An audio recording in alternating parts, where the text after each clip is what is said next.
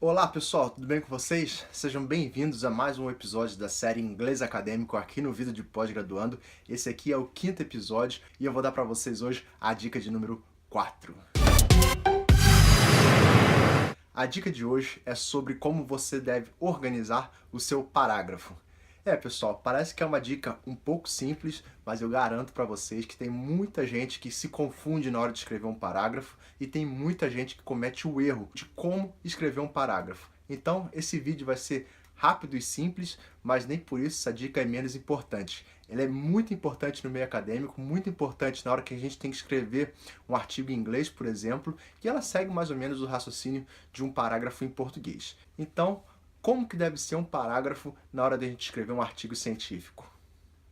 É importante que o parágrafo tenha 4 características. A primeira é que ele seja unificado, ou seja, que ele fale sobre o mesmo tema durante toda a sua extensão. Segundo, é que ele seja coerente, ou seja, as sentenças, a ideia desse parágrafo tem que ser clara.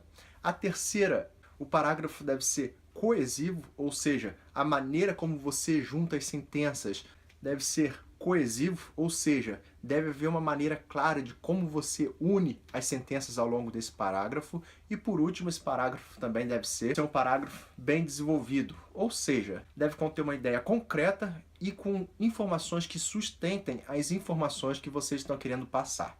Como eu falei, parece coisa simples, mas não é. E para deixar um pouco mais claro para vocês como que deve ser feito esse parágrafo, a minha dica é principalmente que você comece com uma sentença tópico. E o que é isso, Lucas? A sentença tópico é aquela que vai introduzir o seu parágrafo. Ou seja, quando a pessoa lê a sua primeira sentença do parágrafo, ela já tem uma ideia do que vai vir pela frente. Ela já sabe qual vai ser o tópico daquele parágrafo. Porque a gente sabe, sempre que a gente muda de tópico, a gente faz um parágrafo. Então é importante que a sua primeira sentença chame bastante atenção e introduza realmente qual vai ser o tópico daquele parágrafo. E posteriormente as outras sentenças elas devem ser explicativas, ou seja, elas devem explicar sobre o tópico que você está abordando, e também deve ter sentenças ilustrativas, que são aquelas sentenças que dão exemplos do tópico que você está abordando.